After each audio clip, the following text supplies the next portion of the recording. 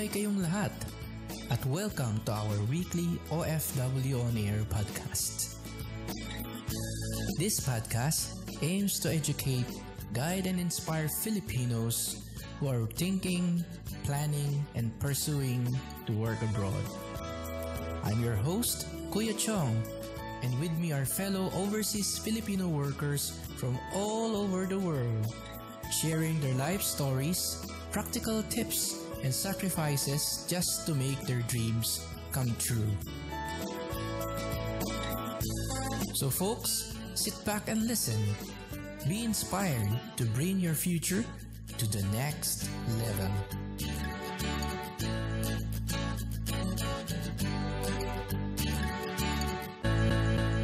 At welcome po muli sa ating OFW On Air podcast interview portion.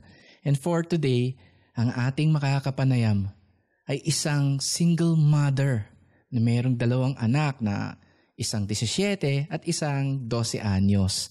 Siya po ay isinilang sa probinsya ng Catanduanes. Ito yung probinsya na laging dinadaanan at pinubugbog ng bagyo. Every time merong typhoon season sa bayan natin. Kaya tingin ko, etong ating guest ay matibay, sanay na sanay sa sa pagsubok ng kalikasan. Well, siya po ay bago naging OFW, siya po ay naging isang factory worker. At dito nga siya ay gumagawa sa assembly line ng isang popular na tatak ng air conditioner ng mga sasakyan. Ngunit ganun pa man, kailangan pa rin niyang umalis. At noong July 11, 2014, siya po ay lumipad papuntang Jordan. Wow, this is our second time that we have someone from the country of Jordan. So, without further ado, pakilala na po natin ang ating featured OFW guest na dili walang iba kundi si Zaide Teruel. O tawagin na lang natin siyang Bing. Hi, Bing! Hi! Magandang araw po sa ating lahat, sa lahat ng ating mga tagapakinig sa anumang sulok ng mundo. Isang maligayang araw po. Sana po nasa mabuti po tayong kalagayan. Ano man po ang ating kinakaharap sa ngayon. Wow, napakaseryoso pala nito si Bing. Pero alam nyo, kalugo ito Mamaya-maya painitin natin si Bing. Bing, Bing, ano bang language sa Catanduanes? Ano bang salita ninyo dyan? Bicol po. Usually Bicol. Bicolan. Ang mga taga Bicol po nakakaintindi po ng salitang Bisaya. Oh, so batiin mo naman ng ating mga kababayan na Bicolano. Sa mga kababayan ko pong taga Bicol, Catanduanes, Naga, Tabaco or saan mang dako ng Bicol, binabati ko po kayo ng isang Bicol pala. Mayad na aldaw, udto o banggiman sa Indugabos. Anong ibig sabihin? Isang magandang araw, tanghali o gabi sa ating lahat. Ayos. Kinover na po ni Bing ang ating ang buong mundo, 24/7 kasi ang ating show. So Bing, mukhang hindi lang Bicolano ang alam mo Mukhang marami ka pang alam na lingwahe. So marunong ka rin ng Bisaya? Hindi po ako marunong magsalita ng Bisaya kasi number 1 pong Pilipit ang dila ko. Pero nakakaintindi po ako magsalita. Ganun ba? Okay. But since ilang taong ka na dyan, since 2014 ka na dyan sa Jordan, siguro marunong ka na rin ng lingwahe nila. Ano ba ang lingwahe ng mga Jordanese? Arabic po and English.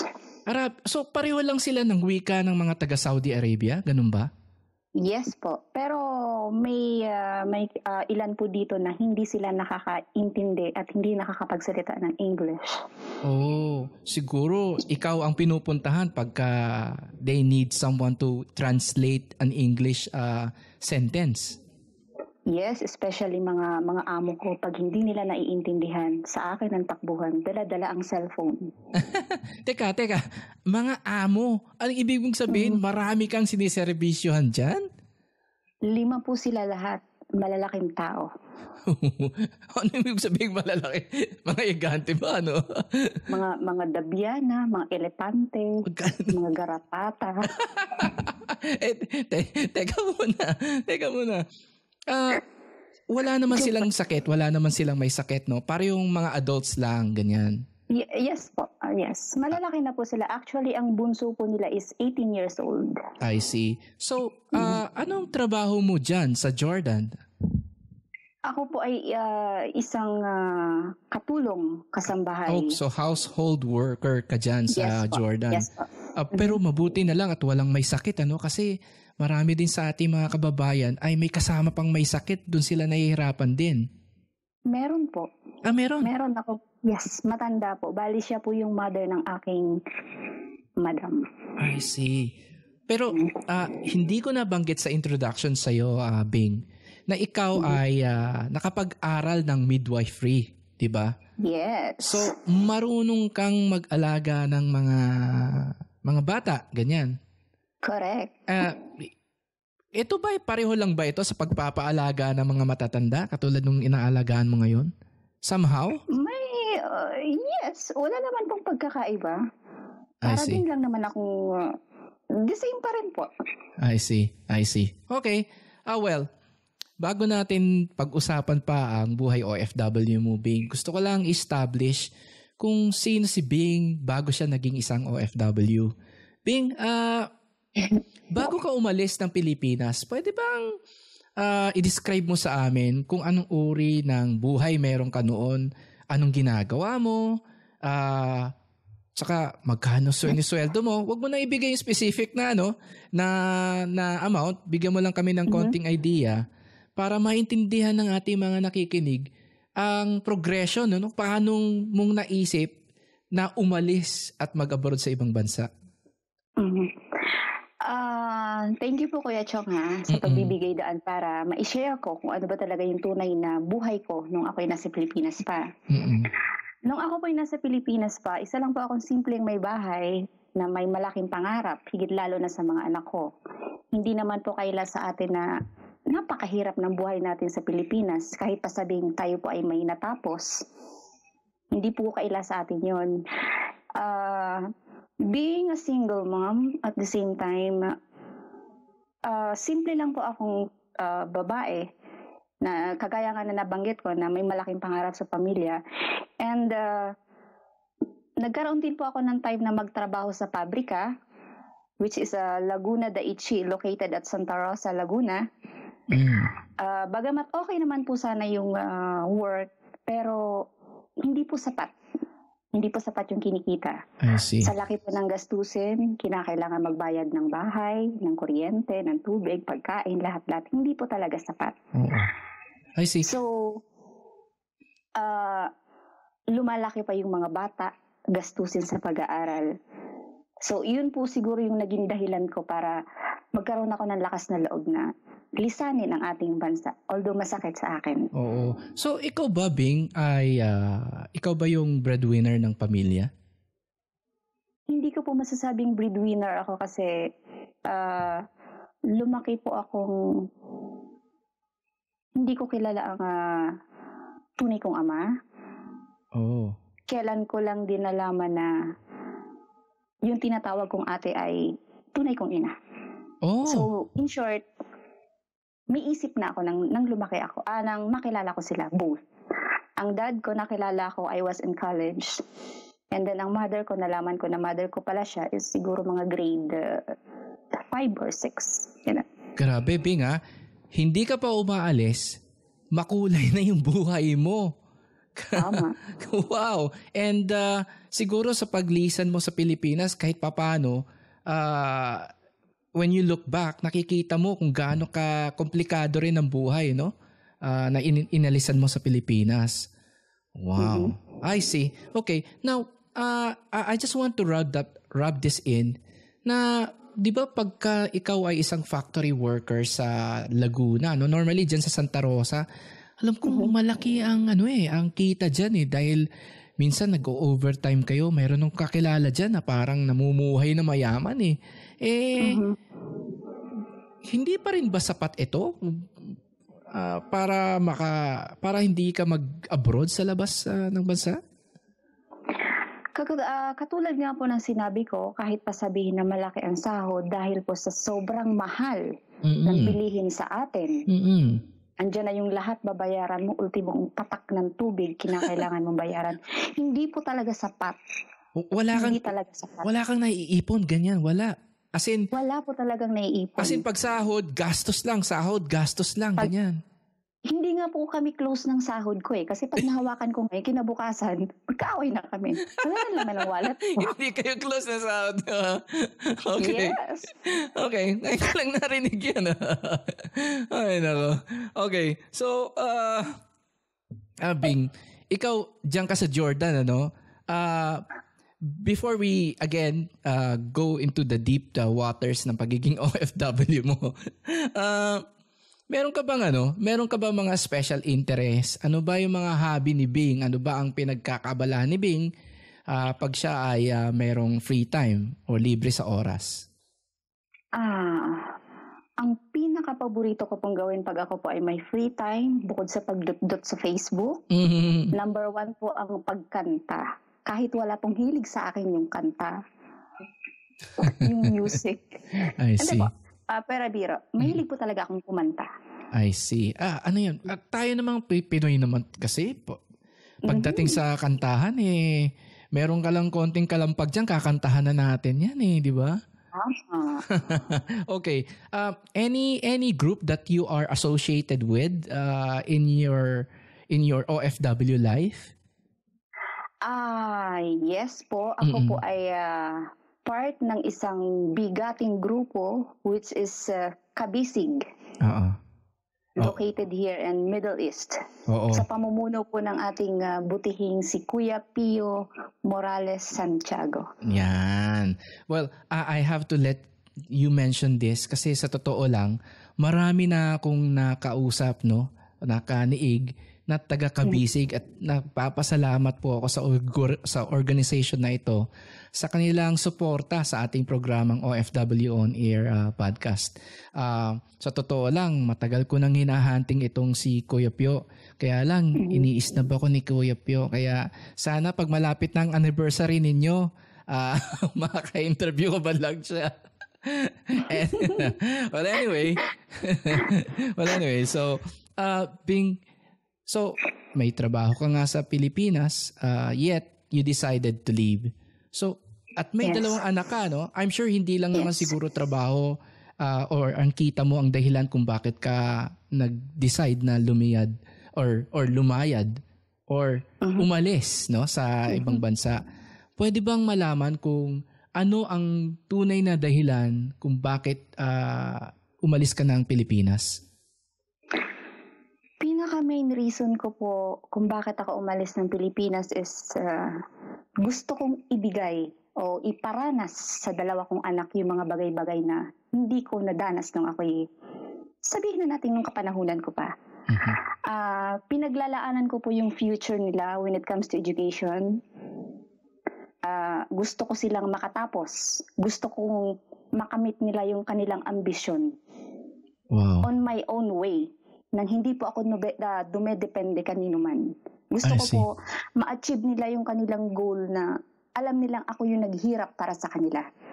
Okay. And pangalawa po may pangarap din po ako sa sarili ko na kumbaga magkaroon din naman ako na matatawag na sariling akin. Which is unti-unti ko na pong natutupad. Sa katunayan po may naipundar na po akong bahay. Wow! And by the way, sa mga sa ating mga nakikinig, nung 2014 ka lang umalis, meron ka nang naiipon? Yes po. Kalahati po ng kinikita ko is napupunta po sa hinuhulugan kong bahay. Nako, teka hold that thought, Bing. Kasi sa dulo ng ating interview, kakalaykay natin yan para may maituro ka sa ating mga nakikinig kung paano ang paghawak ng pera, pagbabudget ng pera. Pero balikan natin yung pangarap mo, Sabi mo kasi kanina na isa sa pinaka malaking dahilan kaya ka umalis ay para makapagtapos ang iyong mga anak, So, yes. Ilan, 'di ba may dalawa kang anak? Nasa anong antas na ba sila ng kanilang pag-aaral ngayon? Sa darating pong pasukan, which is June, ang panganay ko po ay college na. First year college. I see. And then yung bunso ko naman po, babae, ay first year high school na. I see. So, ano ba ang balak na kunin na karera ni panganay? Sabi ko po sa kanya, kung po pwede, maging doktor. Pero dahil po daw sa takot siya sa dugo, mas nanaisin niya pang magkalkal ng computer. So, computer science na lang daw po siya. Ayos. Doktor ha? So, buti na lang computer science lang. At least 5 years to go. Dahil pag doktor, 10 years yan, Bing. Ang hirap kapangin yan. Buhay pa kaya ako nun? Okay. So, kaya nga, nung nalaman mo, okay, so gusto mo nang umalis, alam mo kulang yung kinikita mo, gusto mong itaguyod ang pangarap mong makapagtapos sila ng pag-aaral, bakit Jordan? Bakit sa bandang Jordan mo naisipan at bakit trabaho ng isang household worker ang iyong napili? Ayan, maganda pong katanungan yan, Kuya Chong. Sobrang ganda. In the first place mo kasi talagang in-applyan ko is caregiver, which is related po sa aking pinag-aralan. Na with midwifery, di ba? Yeah. Okay. Pero po dahil sa nagkaroon po ako ng maliit na problema sa birth certificate ko, wala po akong middle initial. So, ang naipayo po sa akin ng agency ko is much better kung magtatrabaho muna ako sa isang open country. Na which is, eto na nga po, andito ako sa isang open country. I see. So, kumbaga, stepping stone ko lang po itong pagpasok ko bilang kasambahay dito sa Jordan para po umakyat ako dun sa mas mataas na level. I see. So, that's a good point, no? So, ang Jordan is considered as open country? Yes. Bakit ito ang naging taguri sa Jordan? Hindi ko po masasagot.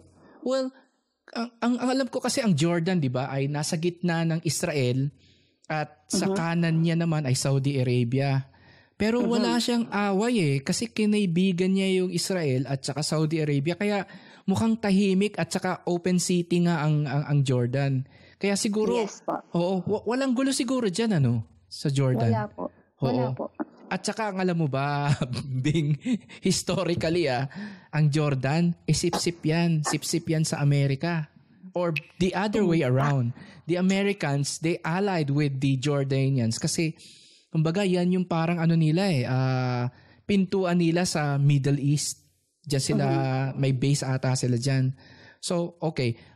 And by the way, sa ating mga nakikinig, ang capital po ng Jordan ay Amman at doon po ngayon nakatira at naninilbihan ang ating featured OFW guest na si Bing. Tama, Bing? No? Correct. Tumpak. Teka muna, ano bang meron sa Jordan? Ano bang mga nabisita mo ng tourist spot dyan? Meron na ba? Inggitin mo naman kami. Sa totoo lang po, may inggit po talaga kayo kasi wala po talaga akong nabisita dito sa pag-stay ko for almost 1 and 9 months. 1 year and 9 months, I mean. I see. Wala po talaga. Bakit walang... In short po, wala po akong day off.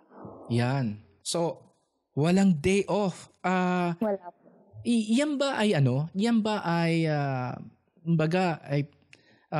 kalakaran dyan na kapag ka ikaw ay isang kasambahay, talagang walang day off sa Jordan? Iyon po kasi yung nakalagay sa kontrata. Wala po talagang day off. Bawal ang gadgets. Walang day off, bawal ang gadgets. Yet you are in front of a camera, beaming with your smile. Paano mo ginawa to? Sabihin mo yung sikreto, Bing. Ang sikreto po kasi diyan para po maging maayos yung pakikisalamuha mo sa iyong magiging amo. Sa unang araw po na tumungtong kayo sa kanilang pamamahay, maging tapat po kayo sa kanila. Para po yung kanilang katapatan is makuha nyo rin. Kumbaga, give and take lang po sa pagta-trust. I see. Okay. I have a separate question for that. Kaya lang, gusto ko pong nang namnamin yung buhay mo bago ka umalis. So, bakit Jordan? So, yun ka sinabi mo dahil open city, kaya pumayag ka naman. Okay. nung nalaman mo na ikaw ay paalis na, anong klaseng paghahanda ang ginawa mo sa iyong sarili, sa iyong pamilya, para, before you leave, you know that they are in good hands? Anong mga preparasyon ginawa mo? Actually po, sa totoo lang wala. Kasi the minute na paalis na ako, yun din yung time na sinabi sa akin ng agency ko na, Bing, flight mo na. Hindi po ako masyado nakapaganda ng damit. Hindi po ako nakapagpaalam sa kung sino man ang dapat kong paalaman. What? Paano yung mga anak mo? Yung mga anak ko po, oo. Kumbaga, syempre, andun sila sa tabi ko lagi. Almost. But the minute po na natanggap ko yung message na flight mo na bukas, yung utak, yung po bang pakiramdam na naka-receive ka ng isang bomba na hindi mo alam kung saan parte pupulutin yung katawan mo pag sumabog. You mean to say, nalaman mo lang na aalis ka one day before? Ganun? Ganun ka bilis? Yes po. Sobra naman yung agency nyo, ha? Hindi man lang kayo prepare, ha? Ang lupit, po. Ganun po talaga, totoo. I see. So, in that one moment in time, in that one day, ano ba ang feeling ng isang ina na aalis, no? At iiwan ang kanyang dalawang anak? Can you give us an idea kung anong klase nasa utak, no? Nasa isip at nasa puso ng isang inang ililisan na para mapaghandaan din ng ating mga katsong na baka sa ganito rin ang sitwasyon? Ako po kasi nung time na yun, hindi ko po itatago, bagamat ito po ay karaniwang nararamdaman ng isang mangingibang bansa. Nag-pretend na lang po ako na masaya, excited, in front of my kids. Pero deep inside po, durog na durog po yung puso ko. Kumbaga, dumudugo na siya sa sobrang sakit, sa sobrang lungkot. Kasi unang-una kong naisip, papaano ang mga anak ko? Sinong magluluto? Sino maglalaba? Sino magpapaligo? At the same time, sino mag-aalaga sa kanila? Magtatanggol if ever na may taong mag-a-attempt na manakit. Wow, okay. Sino nga ba? Sabi ganun. Sino nga ba? No choice. I see. Pero sa totoo lang po talaga, masakit. Masakit po. Pero dahil po sa ayokong iwan yung mga anak ko na, kumbaga, ayokong maramdaman nila kung ano yung kirot at sakit na nararamdaman ko or mararamdaman ko sa oras na maghiwa-hiwalay kami. Nag-pretend na lang talaga ako na masaya ako. Ipinaliwanag ko sa kanila kung bakit ako aalis. At ano naman? Nanatili po ako nakangiti kahit gustong-gusto nang magtakbuhan ng mga luha ko. Wow. You have to show na kaya mo to, na malakas ka para hindi sila mag-alala, no? Wow. Yes. Kaya nga po, dun pa lang, no? Bago pa lang umalis ang isang OFW, parang bayani na siya eh. Kasi doon pa lang, sakripisyo na, no? Doon pa lang, nagtatakip na siya ng kanyang takot, ng kanyang alinlangan, di ba? Para talikuran yun at humakbang papunta sa airport. So, ano ba eksena sa airport? Meron bang drama or matinding pangyayari na di mo malimutan nung ikaw ay paalis na sa airport? Sad to say po, hindi po nagkaroon ang mga anak ko ng opportunity na ako yung maihatid sa airport. Dahil hanggang agency lang po sila. Oh. Okay. Pagdating po ng agency, binigyan lang po kami ng 2 to 3 hours na mag-bonding. Within 2 to 3 hours na po yun, same pa rin po yung pakiramdam ko. Masakit sa akin na nakikita ko yung mga anak ko na hindi ko po talaga ma-explain eh. Pero the moment po talaga nung ibinigay na sa akin ng agency yung papel ko, yung ticket ko, kontrata ko na in a minute you're leaving, hindi ko na po talaga napigilan. Bumigay na. Anong ibig mong sabihin bumigay? Lumuha ka na? Bumigay na po yung luha ko. Ayan. Yung pagiging matatag ko, ibinigay ko na. At ang pinakamasakit na part po doon yung huling lingon ko sa mga anak ko. Na yug-yug talaga yung balikat nila na hindi na po ilog ang lumalabas ng tubig sa kanilang mata eh. Hindi na mala ilog, mala ocean na. Sa sobrang Sa sobrang dami po ng luha. Yun po yung pinakamasakit at hindi ko makakalimutan na part. Alam mo, Bing, nararamdaman ko, no, ngayon, parang bumabalik sa isipan mo yung eksena na yon. Kaya... ito pa po, Terry. Sorry, but alam nyo, kaya ako tinatanong ito. Kasi sakaling sa ating mga nakikinig, no, sakaling maligaw man sila ng kanilang landas, sakaling naiba ang napuntahan nila, sakaling mang nahirapan sila, balikan lang nila, no, yung mga huling sandali ng bago sila umalis. Siguro makakuha sila ulit ng lakas para ipagpatuloy ang baka, no, sa buhay. So I know it is a hard question to answer, but nonetheless, nakaka-uplifting, nakakabuhat ng damdamin. At maraming salamat for openly saying that, no, for sinabi mo yung totoong nangyari sa iyo. Okay po. Welcome. So lumipad na yung eroplano at syempre lumand ka na sa Jordan. Pwede bang malaman kamusta ba ang mga unang linggo or unang buwan mo diyan sa Jordan? I'm sure medyo mayroong adjustment period. Pwede bang banggitin mo sa amin yung mga dinaanan mo adjustment dyan sa Jordan? Well, unang-una po ang mga adjustment na na-encounter ko dito is marami. Pero sa totoo lang po, muntik akong mabaliw. Okay. Yes po. Dahil totoo. Dahil unang-una, hindi ko alam kung paano ako makikipag-connect sa pamilya ko dahil sa agency pa lang, kinumpis ka na yung dala-dala kong cellphone. So wala kang dalang cellphone pagdating mo sa Jordan? Meron po akong dalang cellphone, kaya lang pagdating po sa agency, kinapkap.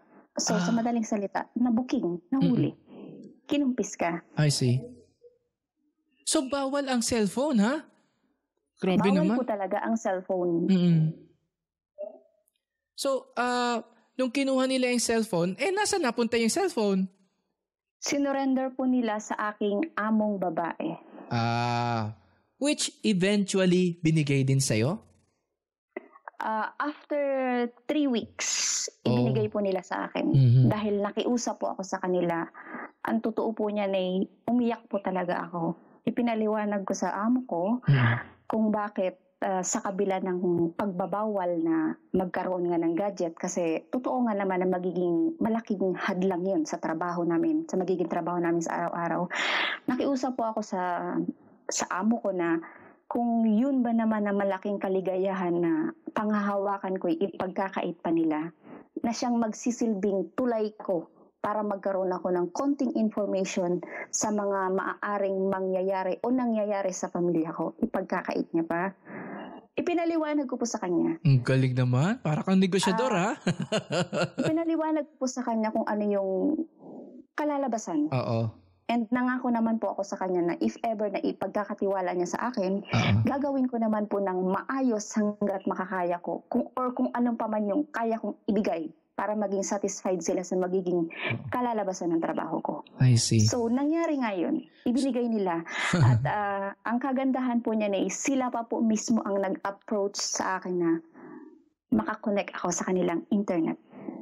So binigyan kanila ng password ng wifi nila? Yes. Ay, mukhang matindi ang pakitang gilas ka siguro, no? Hindi naman po. Nagpakatotoo lang ako. I see. So, Bing, nabanggit mo na you reason it out, no? Nakipag-usap ka at sinabi mo kung bakit kailangan mo na magkaroon ka ng paraan na makausap ang iyong mga mahal sa buhay. Hindi ba Jordan, so Arabo ang language dyan, hindi ka ba nahihirapan i-explain ang iyong sarili sa kanila? Yun nga po ang nakakatawa kasi baliktad po kami ng employers ko. Ako po ay hindi nakakaintindi ng salitang Arabic. Basic lang. Yung mga basic lang, yung mga kumustahan lang, gano'n. Nakakaintindi ako. Hindi po ako nakakapagsalita. Ang nakakatawa po niyan kasi sinabi nga po nila sa akin na pagdating po sa English, kumbaga professor ako. Sila Carabao English, ako straight pagsalita. Oh. Ako naman, hindi nakakapagsalita ng Arabic. Shuay-shuay lang, ika nga. Pero sila diretso. So, kumbaga, taliwas kami. Inglesera ako, sila nag-Arabic. Nag-aaral, oo. So, how were you able to relate with them, your problem on the cellphone? Paano kayo nagkaintindihan? Kasi po itong mga amo ko, palibasa, hindi talaga sila totally makaintindi. Pag meron po silang nare-receive na tawag or text through cellphone, sa akin po tinatakbo. So, ang nagiging tendency po, imbis na hindi ko malalaman yung sikreto nila, nalalaman ko kasi ako yung taga-translate. I see. So, that's a beautiful piece of information, no, na nabanggit mo, Bing. Kasi, marami sa ating mga Pilipino, no, or Pilipina na nagtatrabaho. Actually, they become by default the translator, English translator ng kanilang mga pamilyang pinagtatrabahuan. Kaya dapat gamitin ninyo ang pagkakataon na ito para mapalapit sa kanila na siyang ginawa mo. Di ba? Yes po. Wow. Okay. So, nice. That's a very good tip, Abing. I hope sa ating mga nakikinig ay may mapulot sila, no, na hindi porke may alam ka sa English itatago mo. I-share ho ninyo 'yan at baka sakali kayo maging official translator and baka maging tutor pa kayo, 'di ba? Ng kanilang mga anak. Nag-tutor ka rin ba ng anak nila? Sa akin po sila tumatagpo kapag English na po yung pag-uusapan. Galing, ano? By the way, si Bing nga pala ay nakapag-aral sa Catanduanes State Colleges, tama, Bing? Yes po. So, something that you can be proud of. Ang pag-aaral kahit papaano ay makakatulong. Marunong ka lang gumamit at umispat ng pagkakataon katulad ng ginawa ni Bing. So Bing, since 2014 na dumating ka dyan, I'm sure marami kang pinagdaanan, no? Ano yung pinakamahirap or pinakamasamang karanasan na nangyari sa'yo dyan bilang isang OFW? Pinakamasamang karanasan po is wala naman po sa awa ng Diyos. Katulad nga po ng sinabi ko, kumbaga naging totoo lang po kasi ako eh. Kung ano po yung nakikita ng karamihan sa akin, yun po ako. Yung pinakamahirap, yun ay po yung trabaho. Kasi po ang pagiging isang OFW po kasi hindi biro. Bakit po sa can you explain to us kung bakit, ano ba ang routine ng isang kasambahay dyan sa Jordan para ma-appreciate nila? Ang routine po kasi natin bilang isang kasambahay hindi lang po tayo dapat nakafocus sa isa. Hindi po porket nagtrabaho tayo bilang DHA sa paglilinis lang po ng bahay, pagluluto or something. No. Ang pagiging isang OFW po dapat po kung kinakailangang gawin yung 5 o 6 ang tenga nyo, gawin yung 10 ang pares ng mga paa nyo, gawin nyo. Kasi hindi po, yes po, totoo. Kasi po, sa karanasan ko po, lalo na pag sabay-sabay silang nagigising, may tatawag sa akin, ayusin yung kwarto, habang may nakasalang ako. May tatawag sa akin na linisin yung banyo habang may pinaplansya ako. At hindi lang po 3, 4, 5 ang pagsisilbihan ko araw-araw. Yun pong 5 o 6 na katao na pinagsisilbihan ko araw-araw, iba-iba po ang potahe ng pagkain na yan. Hindi po iisa. Kanya-kanya luto pa? Yes. Oh my God. Yes po. So ang nangyayari po sa akin dito, habang may 5 potahe ako nakasalang sa kalan, namamalansya ako. I see. Naglilinis ako ng banyo. I see. Ganun po. Yun po yung pinakamahirap. At isa pa po, obligado kang gumising ng mas maaga pa sa tilaok ng manok. Kinakailangan po bago sila magising, ayos ang lahat. Prepared and I see. ganun po kayo. Okay. Alam mo, napansin ko lang, no? Parang ang nakukuha ko sa sinabi mo na oo, sinasabi mo na wala kang masamang experience na nangyari sa iyo diyan. Pero sa totoo lang, marami, no? Sinasabi mo ngayon yung gaano kahirap, ganong kahirap ang pagsisilbi sa 5, marami sila. Minsan sabay-sabay, minsan kung sinong mauna, iba-ibang kagustuhan. Ang maganda lang sa'yo ay parang natutunan mo na tanggapin na ganito ang buhay mo. Kaya anumang klaseng paghihirap, hindi na paghihirap sa tingin mo. Parang para sa'yo, ano lang to, facts of life, kumbaga. Kaya hindi naging mabigat sa puso mo ang paglilingkod dyan. Mm-hmm. Wow. Mga kaibigan, dito pa lang, sulit na sa mga nakikinig. If you can only adapt the kind of attitude that Bing had or Bing has, ganito lang mo siguro ang approach ninyo. Hindi na ho kayo masyado magiging balat sibuyas, no? Maganda. So, Bing, baliktarin ko yung question. What about the other way around? Ano naman yung pinakamasayang sandali ng buhay mo dyan bilang isang OFW? Pinakamasayang sandali ko po dito bilang isang OFW ay ang mahawakan ko ang aking gadget. Yes. Yung ba yung after 3 weeks, binigay sa'yo yung cellphone mo? Correct. Okay. Talaga naman ang cellphone, ano? Okay. Yun po yung pinakamasayang part. Sila naman po kasi ay palibasa mabait naman. Hindi naman sila yung tipo ng amo na talagang ingungudngud ka sa trabaho. Meron naman po akong 1 oras na break sa maghapon. Bali, ang work ko po ay nag-i-start ng alas 7. Depende po yan sa season. Minsan po alas 6 kapag papasok yung aking alaga na bunso. So, kailangan ko po kasing i-prepare ng pagkain niya ng breakfast. Basta po usually ang gising ko sa umaga is 7 and then natatapos po ang work ko minsan 3 or 4 na ng hapon. Sa maghapon po yan, meron po akong 1 hour na pahinga. I see. Pwede ako matulog, pwede ako magdot-dot sa internet, yan. And then, after 1 hour po, balik trabaho na naman ako. Pagdating po ng gabi, minsan 7 or 8, wala na po akong trabaho. Payag na po silang pumasok ako sa kwarto ko. I see. Pero may sarili kang kwarto, separate from them, ganyan? Yes po. At itong nakikita natin ngayon, Bing, kwarto mo to? Yes. Alam mo, ganda. In fairness, ha? Di naman. Okay. Well, Bing, at this point in time, nais ko lang kunin tong pagkakataon na ito na ipaalala sa ating mga nakikinig na kayo ay you are listening to our OFW On Air podcast. Ito po ay isang lingguhang internet program na ang layon ay magbigay ng boses sa ating mga bagong bayani na katulad ni Bing upang makapagbigay sila ng kaalaman, ng inspirasyon para sa mga bagitong OFWs at sa mga sa mga kababayan na nais na maging OFW. Ang podcast na ito ay mapapakinggan sa www.ofwonair.com at libre ding madadownload sa Apple iTunes. Every Monday ho ang release ng ating episode. Kaya kung kayo po ay nakikinabang or nagugustuhan ninyo ang ating programang ito, i-share niyo naman sa inyong mga kaibigan para marami tayong matulungan, di ba? So, at this point, nais ko lang pong balikan ang ating featured OFW guest na walang iba kundi si Saide Teruel. Tawagin na lang nating Bing kasi mahirap. Masyadong stateside yung kanyang pangalan.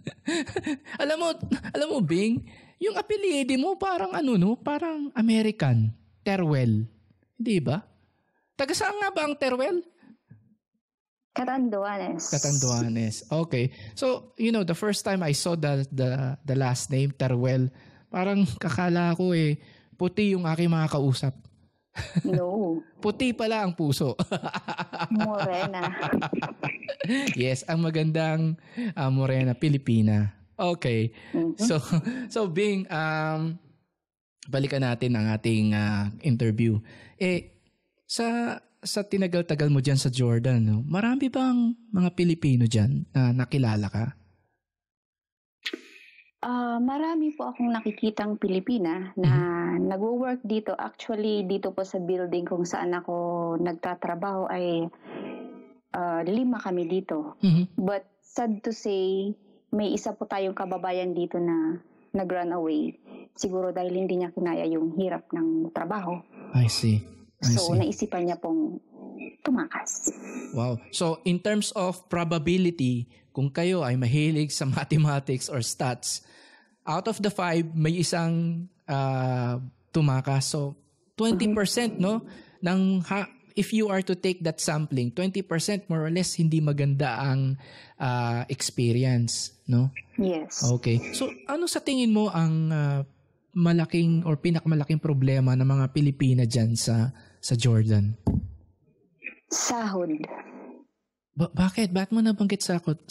Malaki sobra? Dito, inshallah, diba?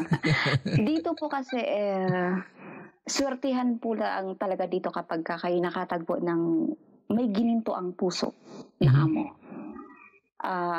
Hindi naman po lingid sa kaalaman natin na ang Filipina workers po ay isang kumbaga highest paid po na worker, ika nga. Dito po kasi sa Jordan, number 1 talagang problema is sahod. Swerte na po kapag sumunod ang magiging employer mo based sa nakasulat sa kontrata. Oh. Ang sahod po kasi namin dito is $400. US yan? Yes po. Okay. Kung ipapalit natin po sa kanilang pera is 280 Jordanian money. Okay. Yung sinasabi mong $400, yan yung parang typical na sweldo ng isang kasambahay dyan sa Jordan. Yes. Okay. Kaso, anong nangyayari ay? Hindi po sila sumusunod sa kontrata. Instead po na $400, nagiging $200 na lang. Kalahati! Ang lupit! Yes. Tapos ang masama pa po nito, ang kabigatan pa po nito is, hindi po nila tinutupad ngayong kontrata. Yung pangangailangan po naming personal, katulad ng lotion, ng polvo, ng sabon, whatever, yung personal hygiene, sagot pa po namin. So, napapagastos pa kayo? Napapagastos pa kami. I see. Bakit? Wala bang embassy dyan na pwede ninyong puntahan?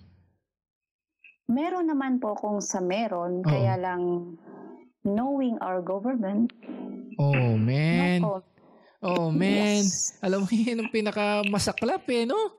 Yung ating pang gobyerno ang yet malaki ang kanilang binabawas sa mga OFW na nagpa-process ng kanilang mga papers sa Pilipinas. I see. Kaya nga medyo nakakatulong ang grupo ninyo na kabisig, no? Sa mga OFWs na distress, na nahihirapan, hindi nila matakbuhan ng embassy, minsan sa inyo na pumupunta. Ganun ba nangyayari? Yes po. Pero sa totoo lang, kayo naman ay nakikipag-coordinate din sa loob ng embassy. Ganun ba ang takbo ng... Yes po. I see. Po. Ang nangyayari, lumalabas kayo yung nagiging tulay. Yes po. Tama. I see. Well, sad to say, no? But I hope kung pipili kayo ng bagong gobyerno, may pagkakataon ulit tayo sa Mayo, sana piliin ho ninyo ang taong tingin ninyo malaki ang magagawa sa ating bansa, no? Hindi lang ho sa OFW kasi syempre may mas malaki pang problema din sa bansa natin, pero isaalang-alang naman ninyo ang ating mga kababayan na nasa labas ng bansa kasi sila yung walang representasyon, sila yung walang representative. Di katulad na sa Pilipinas, nandoon lahat ng government, pag nasa ibang bansa ka, halos wala kang makausap. Kaya yun, pumupunta ka sa kabisig, pumupunta ka sa mga iba-ibang grupo. Okay. It's been a long time na OFW ka. I'm sure, dumadaan sa buhay mo na tinatamaan ka ng kalungkutan o homesickness. Pag dumadaan ito, Bing, pwede bang malaman kung anong ginagawa mo para maibsan ito? Tuwing ako po'y tinatamaan ng homesick, ang unang-una ko pong ginagawa is nagdadasal po ako. After ko pong magdasal, tititigan ko po yung picture ng mga anak ko. Sa madaling salita po ay bumabalik kung ano yung natural na buhay namin sa Pilipinas. But hindi po yun nagiging dahilan para ako'y magpasaklob sa homesick, ika nga. Bagkus po, yun po ang nagiging, kumbaga, nagiging oxygen ko para lalo akong maging matibay, maging matatag. So Bing, sa pagdadasal mo, diyan ba pwede ang Biblia? Alam ko kasi sa Saudi Arabia, bawal ang Biblia, no? Diyan ba pwede? Hindi rin siguro pwede magdala, ano?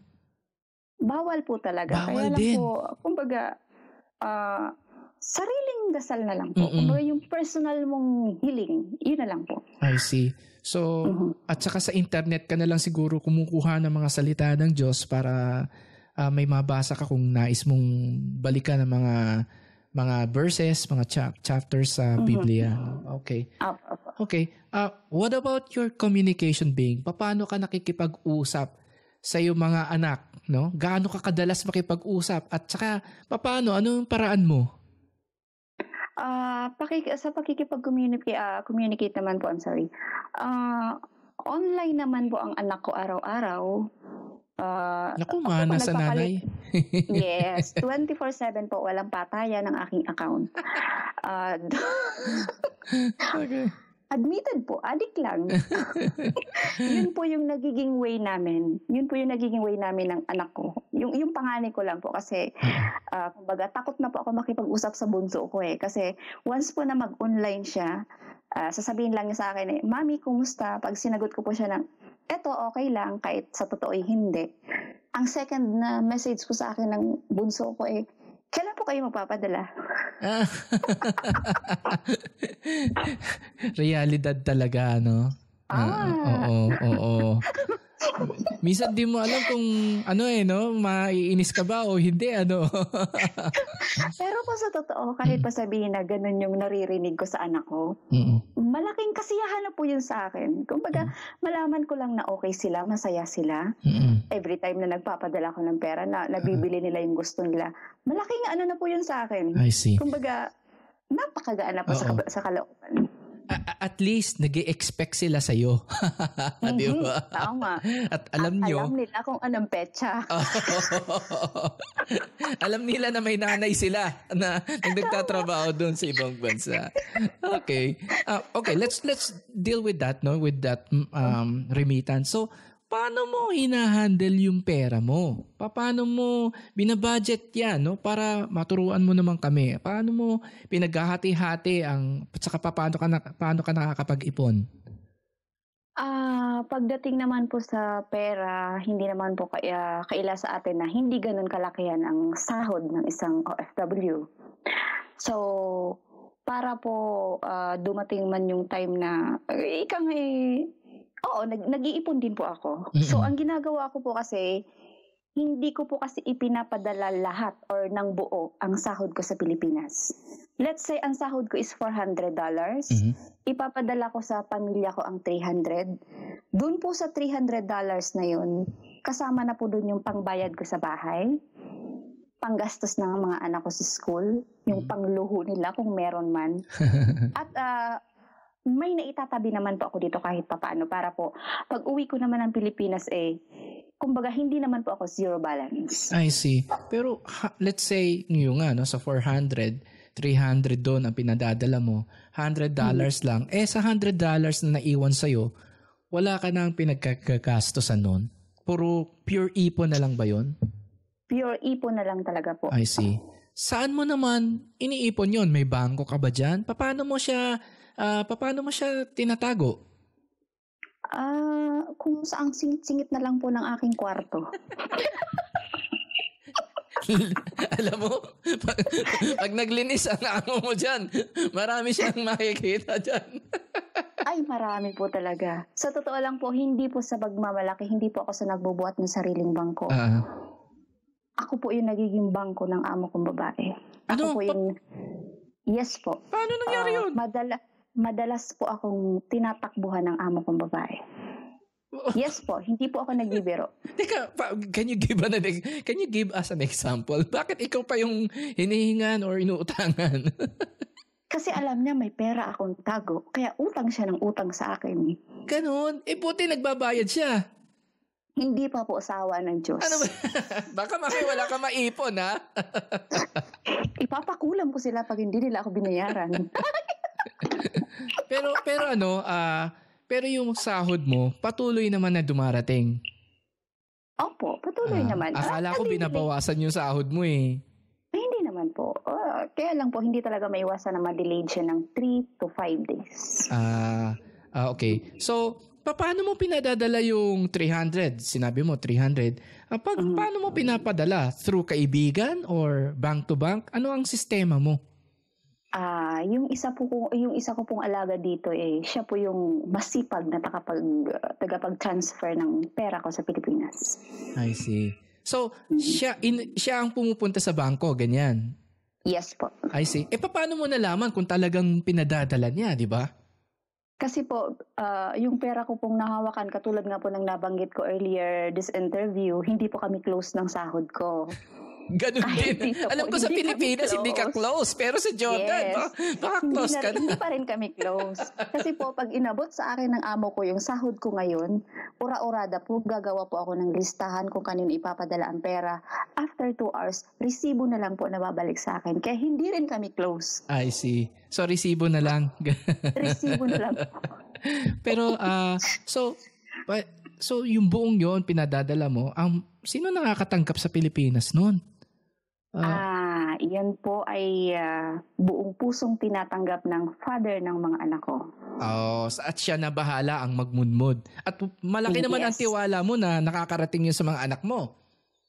Yes po, dahil sa sobrang, kumbaga sa likas na pagkadaldal ng mga anak ko, reported po lahat. Ayun. Ayan na. Yan ho ang sistema dapat. Dapat, lagi meron kayong feedback, no? Meron kayong nakukuhang feedback. Doon mismo, hindi sa pinadalhan, doon mismo sa dapat na makatanggap. Yes po. At sinisiguro ko po na every time na ako po yung nagpapadala, bukod po sa monthly, kumbaga, mayroon po yung mga anak ko. Let's say na yung marireceive ng father na mga anak ko is 14 or 15,000. Inilalaan ko na po yung 2,000 sa panganay ko, 2,000 sa bunso ko. Bahala na silang gastusin yun. Wala na kami pakialam. Basta yung remaining na amount, may nakalaan yun. Wow. So, ayan ha. Narinig nyo kung paano. So, nabanggit mo rin kanina, no, Bing, na kahit paano, meron ka nang naiipon, di ba? Dahil nga sa 100 na naitatabi-tabi mo. So, sabi mo, nandiyan lang sa kwarto mo ang mga naipon mo. Hindi ka ba natatakot someday na papasok dyan si madam at magwawalis siya? At pagwalis niya, mawawalis niya yung mga pera mo dyan? Hindi naman po dahil kumbaga sabi ko nga sa naunang kasagutan ko is give and take lang po kami, kumbaga may respeto ako sa kanila, may respeto sila sa akin. So every time po kung gugustuhin man nilang pumasok sa room ko, nagpapaalam po sila. Hindi po sila basta-basta pumapasok even bukas yung pinto ko without knowing me. Ang galing ha, may respeto. Ang ganda. Yes po. You must have done something very special, no? Para ikaw ay tratuhin kanila ng ganun. Bing, unahan ko na agad before I go to other question. Ano ba ang sikreto? Paano mo ba nakuha yung loob nila? Ano bang ugaling meron ka na siyang dahilan kaya binigyan kanila ng ganung kalaking tiwala? Sa umpisa pa lang po kasi alam ko na pinainan nila ako eh. Kumbaga, trust lang. Trust. Hindi po kasi ako nagpasilaw. Marami pong pain, marami. May alahas, may pera. Open po lahat. Ibig mo sabihin, iniiwan nila para titignan ka kung anong gagawin mo? Yes. Sobra naman yan. Yes po, yes. Totoo po yun. Nangyari po yun. Minsan pagbukas ko ng pinto, andyan yung kwintas nakakalat sa side. Oo. Andun yung pera, andun yung wallet ng amo ko, andun yung mahalagang bagay na po pwede mo, andun yung gadget, lahat po. Kumbaga talagang pinainan nila ako. So doon ko po sa pagkakataong yun, doon ko po nakuha yung kanilang tiwala. I see. Hindi ka nagpasilaw. Yes, pinakita ko po talaga sa kanila na ang Pilipina is number one trustworthy person. Ika nga, kumbaga, mapagkakatiwalaan mo sa kahit anumang bagay. Wow. Wow, you just gave us a plus points sa ginawa mo na yan. Siguro nire-recommenda din niya ang Pilipinas sa mga kaibigan niyang, di ba? Yung circles niya na ang i-hire ninyo ay Pilipina. Tama po. Galing Okay. Well, Bing, sa buhay mo ngayon, masasabi mo ba na unti-unti mo nang nakakamit ang mga pangarap mo? Definitely, hindi pa po. Ang haba ng hinga mo, kaya alam ko na Bakit? Ano ba? Hanggang kailan sa tingin mo na ikaw ay kailangan magtrabaho dyan, no? At mananatili kang OFW? Hanggat kaya ko pong magsakripisyo alang-alang sa magiging kinabukasan ng anak ko. Ano yun? Patatapusin mo sila bago ka talagang magsabing ano? Yes. Ako. So, ang pinakabunso mo ay first year high school plus 8. At say, kukuha siya ng 4-year course. So, plus 8. So, 8 taong ka pa dyan? 8 taon pa po or more than 10 years pa akong makikibaka abroad. Wow. By the way, Hanggat kaya. Hanggat kaya. By the way, Bing, kasi 'di ba ang kontrata diyan sa Jordan at sa Gitnang Silangan, renewable every 2 years. Ganun ba ang kontrata mo din? Yes po, pero ayoko na. Anong ibig mong sabihin ayaw mo na? Ayaw mo nang ipagpatuloy? Mababait po sila. Wala po akong masasabi sa kanilang pag-uugali. Pero isa rin po kasi ako sa mga libu-libong nanay na nangangarap ng mas malaking kita. Ayun. Okay. So kung merong mas malaking pagkakakitaan, doon ka pupunta. Yes po. I see. Malinaw po Yan. Malinaw na malinaw ang priority ngayon ni Bing. Okay, Bing. Kung ikaw ay isang awit o isang pelikula, ano ang magiging pamagat nito? Masasabi ko po na siguro maihahambing ko na lang po sa isang awit. Awit, okay. At ang magiging pamagat po ng awit na yun is hanggang. Hanggang? Yung kay Wency, Wency Cornelio, oo. Bakit yun? Bakit yun? Dahil po, yun po yung napili ko. Hindi ko po pinag-isipan yun Bigla na lang pong pumasok yun. Yun po yung napili ko kasi katulad nga po ng nasabi ko, hanggat may lakas ako, hanggat kaya ko, magsasakripisyo ako alang-alang sa kinabukasan ng anak ko. Wow, supreme sacrifice from a mother, no? Okay. Okay. Let me test your value. Kung ang anak mo ay lalapit sa iyo at magpapaalam na gusto daw niya magtrabaho sa abroad, sa Jordan, halimbawa, ito ba ay papayagan mo o hindi? No. Bakit? Ikaw naman? Bakit naman? Ikaw nandiyan siya, hindi? Dahil para po sa akin sapat na po yung ako yung nakaranas ng sobra-sobrang hirap, sobra-sobrang sakripisyo. Kaya nga po andito ako sa ibang bansa, minabuti ko na mapalayo sa kanila, tiniis ko ang lahat ng sakit, ng hirap, ika nga, para lang hindi nila maranasan kung ano man yung hirap na dinanas ko noon at dinaranas ko ngayon. Wow.